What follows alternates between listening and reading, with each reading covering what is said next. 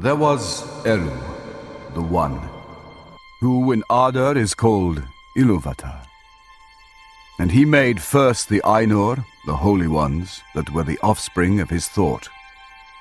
And they were with him before aught else was made. And he spoke to them, propounding to them themes of music. And they sang before him, and he was glad. But for a long while they sang only each alone, or but few together, while the rest hearkened. For each comprehended only that part of the mind of Ilúvatar from which he came. And in the understanding of their brethren they grew but slowly. Yet ever as they listened, they came to deeper understanding and increased in unison and harmony. And it came to pass that Ilúvatar called together all the Ainur and declared to them a mighty theme, unfolding to them things greater and more wonderful than he had yet revealed. And the glory of its beginning and the splendor of its end amazed the Ainur, so that they bowed before Ilúvatar and were silent. Then Ilúvatar said to them, "Of the theme that I have declared to you, I will now that ye make in harmony together a great music. And since I have kindled you with a flame imperishable, you shall show forth your powers in adorning this theme, each with his own thoughts and devices, if he will. But I will sit and hearken, and be glad that through you great beauty has been wakened into song." Then the voices of the Ainur, like unto harps and lutes and pipes and trumpets and viols and organs, and like unto countless choirs singing with words, began to fashion the theme of Ilúvatar to a great music. And the sound arose of endless interchanging melodies woven in harmony that passed beyond hearing into the depths and into the heights, and the places of the dwelling of Ilúvatar were filled to overflowing, and the music and the echo of the music went out into the void, and it was not void.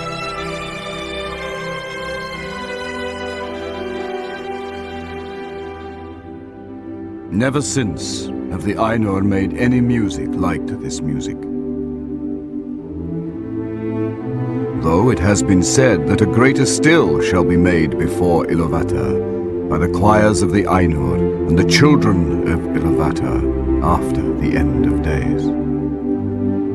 Then the themes of Ilúvatar shall be played aright and take being in the moment of their utterance, for all shall then understand fully his intent in their part, and each shall know the comprehension of each. And Ilúvatar shall give to their thoughts the secret fire, being well pleased. But now Ilúvatar sat and hearkened, and for a great while it seemed good to him, for in the music there were no flaws. But as the theme progressed, it came into the heart of Melkor to interweave matters of his own imagining that were not in accord with the theme of Ilúvatar. For he sought therein to increase the power and glory of the part assigned to himself. To Melkor, among the Ainur, had been given the greatest gifts of power and knowledge, and he had a share in all the gifts of his brethren. He had gone often alone into the void places, seeking the imperishable flame, for desire grew hot within him, to bring into being things of his own. And it seemed to him that Ilúvatar took no thought for the void, and he was impatient of its emptiness. Yet he found not the fire, for it is with Ilúvatar. But being alone, he had begun to conceive thoughts of his own unlike those of his brethren. Some of these thoughts he now wove into his music, and straightway discord arose about him, and many that sang nigh him grew despondent, and their thought was disturbed, and their music faltered. But some began to attune their music to his rather than to the thought which they had at first. Then the discord of Melkor spread ever wider, and the melodies which had been heard before foundered in a sea of turbulent sound. But Iluvatar sat and hearkened until it seemed that about his throne there was a raging storm, as of dark waters that made war one upon another, in an endless wrath that would not be assuaged.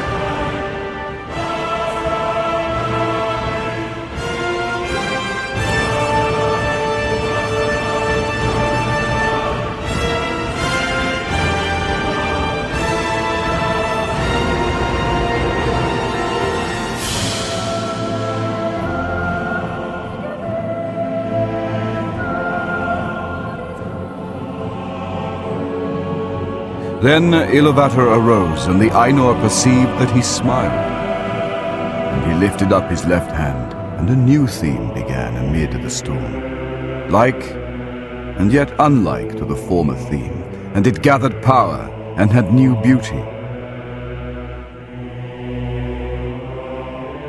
But the discord of Melkor rose in uproar, and contended with it. And again there was a war of sound, more violent than before, until many of the Ainur were dismayed and sang no longer. And Melkor had the mastery. Then again Iluvatar arose, and the Ainur perceived that his countenance was stern, and he lifted up his right hand, and behold, a third theme grew amid the confusion, and it was unlike the others.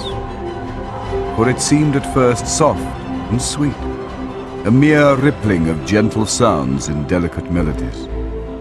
But it could not be quenched, and it took to itself power and profundity, and it seemed at last that there were two musics progressing at one time before the seat of Iluvatar, and they were utterly at variance. The one was deep and wide and beautiful, but slow, and blended with an immeasurable sorrow, from which its beauty chiefly came. The other had now achieved a unity of its own, but it was loud and vain and endlessly repeated, and it had little harmony, but rather a clamorous unison as of many trumpets braying upon few notes. And it essayed to drown the other music by the violence of its voice, but it seemed that its most triumphant notes were taken by the other and woven into its own solemn pattern.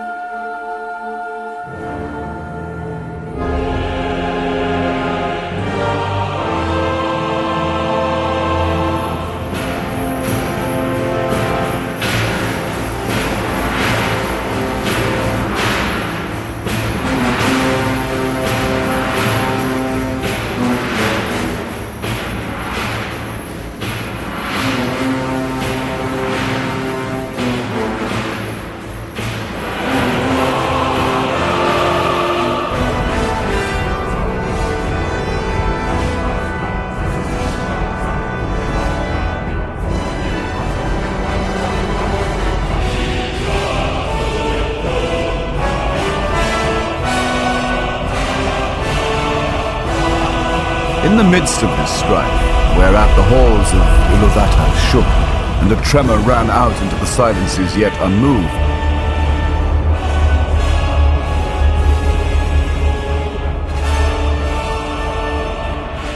Iluvatar arose a third time, and his face was terrible to behold. Then he raised up both his hands, and in one chord, deeper than the abyss, higher than the firmament, piercing as the light of the eye of Iluvatar, the music ceased.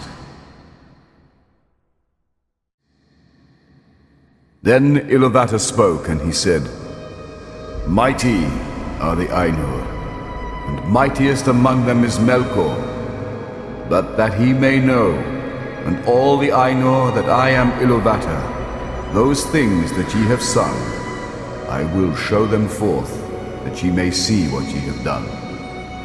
And thou, Melkor, shalt see that no theme may be played that hath not its uttermost source in me. Nor can any alter the music in my despite. For he that attempteth this shall prove but mine instrument in the devising of things more wonderful, which he himself hath not imagined."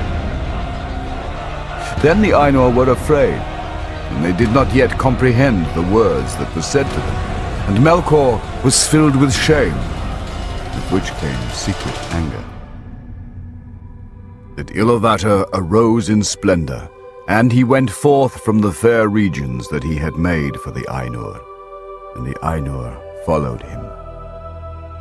But when they were come into the void, Iluvatar said to them, "Behold your music." And he showed to them a vision, giving to them sight where before was only hearing.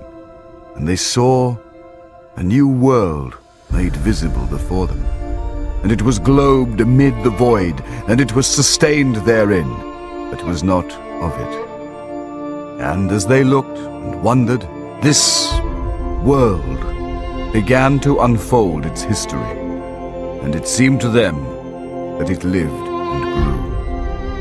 And when the Ainur had gazed for a while, and was silent, Iluvatar said again, "Behold your music. This is your minstrelsy, and each of you shall find contained herein, amid the design that I set before you, all those things which it may seem that he himself devised or added. And thou, Melkor, wilt discover all the secret thoughts of thy mind, and wilt perceive that they are but a part of the whole, and tributary to its glory." And many other things Iluvatar spoke to the Ainur at that time. And because of their memory of his words and the knowledge that each has of the music that he himself made, the Ainur know much of what was and is to come, and few things are unseen by them. Yet some things there are that they cannot see, neither alone nor taking counsel together.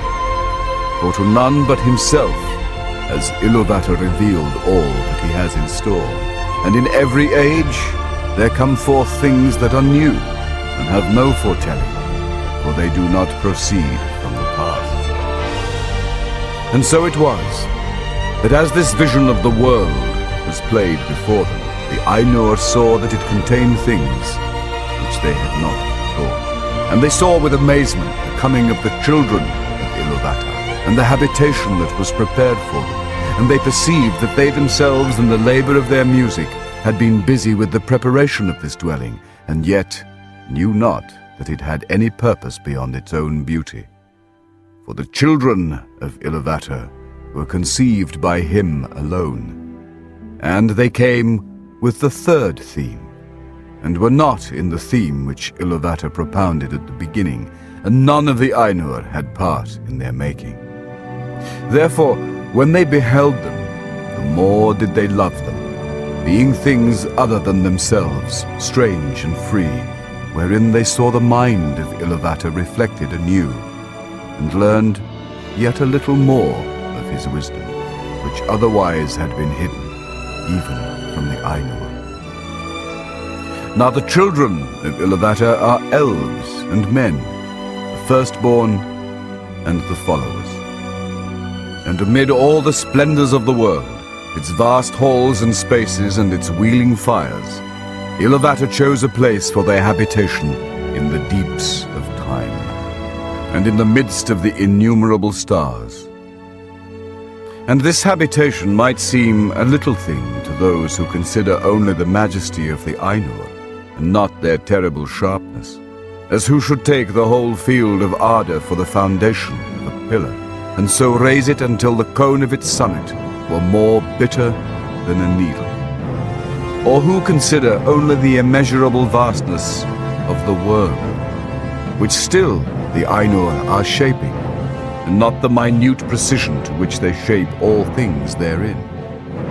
But when the Ainur had beheld this habitation in a vision, and had seen the children of Iluvatar arise therein, then many of the most mighty among them bent all their thought and their desire towards that place. And of these, Melkor was the chief, even as he was in the beginning the greatest of the Ainur who took part in the music. And he feigned, even to himself at first, that he desired to go thither and order all things for the good of the children of Iluvatar, controlling the turmoils of the heat and the cold that had come to pass through him. But he desired rather to subdue to his will both elves and men, envying the gifts with which Iluvatar promised to endow them. And he wished himself to have subjects and servants, and to be called Lord, and to be a master over other wills. But the other Ainur looked upon this habitation set within the vast spaces of the world, which the elves call Arda, the earth, and their hearts rejoiced in light, and their eyes beholding many colors were filled with gladness. But because of the roaring of the sea, they felt a great unquiet, and they observed the winds and the air, and the matters of which Arda was made, of iron, and stone, and silver, and gold, and many substances. But of all these, water they most greatly praised. And it is said by the Eldar that in water there lives yet the echo of the music of the Ainur, more than in any substance else that is in this earth. And many of the children of Iluvatar hearken still, unsated, to the voices of the sea, and yet know not for what they listen. Now to water had that Ainu whom the elves call Ulmo turned his thought, and of all most deeply was he instructed by Iluvatar in music. But of the airs and winds, Manwe most had pondered, who is the noblest of the Ainur. Of the fabric of earth had Aule thought, to whom Iluvatar had given skill and knowledge scarce less than to Melkor. But the delight and pride of Aule is in the deed of making, and in the thing made, and neither in possession nor in his own mastering. Wherefore he gives and hoards not, and is free from care, passing ever on to some new work. And Iluvatar spoke to Ulmo, and said, Seest thou not how here in this little realm in the deeps of time, Melkor hath made war upon thy province? He hath bethought him of bitter cold immoderate, and yet hath not destroyed the beauty of thy fountains, nor of thy clear pools. Behold the snow, and the cunning work of frost. Melkor hath devised heats and fire without restraint, and hath not dried up thy desire, nor utterly quelled the music of the sea. Behold rather the height and glory of the clouds and the ever-changing mists, and listen to the fall of rain upon the earth. And in these clouds thou art drawn nearer to Manwe, thy friend, whom thou lovest. Then Ulmo answered, Truly water is become now fairer than my heart imagined. Neither had my secret thought conceived the snowflake, nor in all my music was contained the falling of the rain.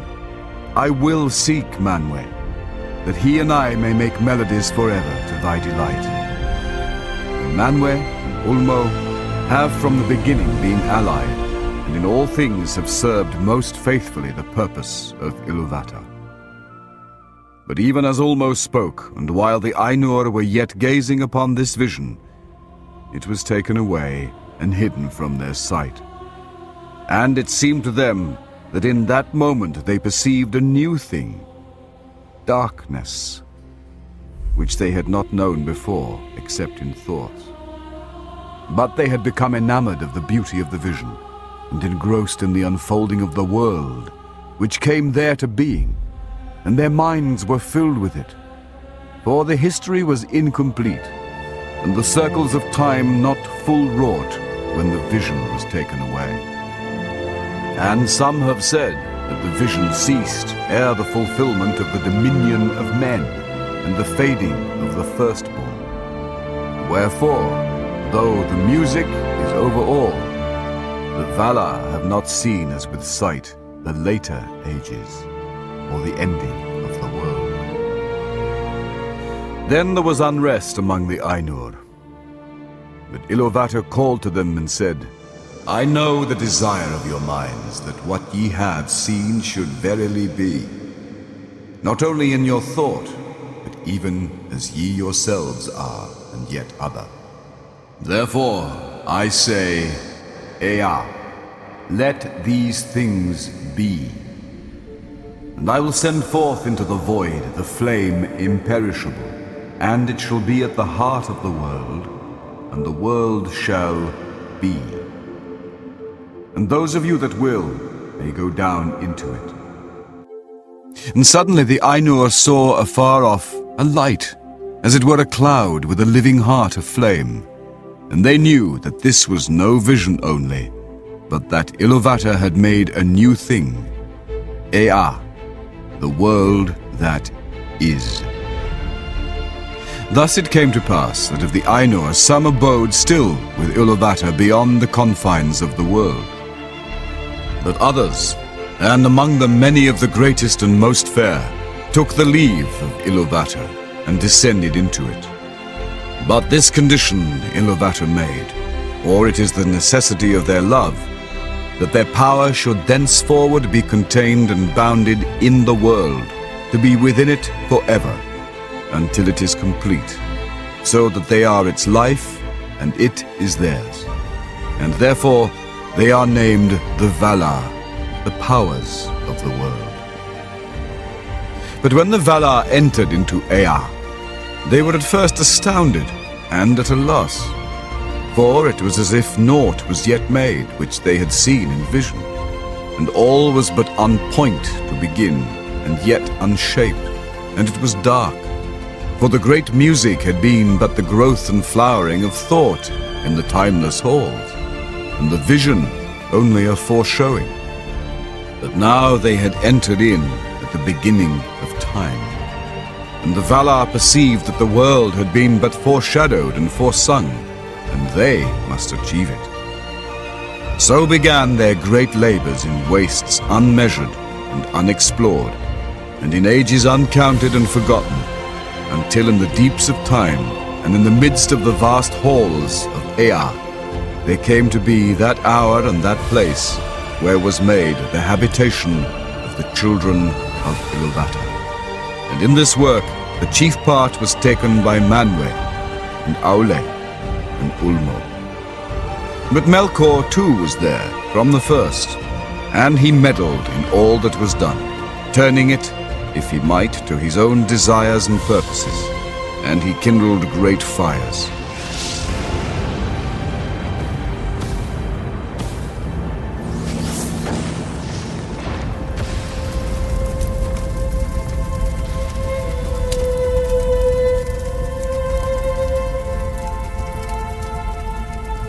When therefore earth was yet young and full of flame, Melkor coveted it, and he said to the other Valar, Valar, this shall be my own kingdom, and I name it unto myself.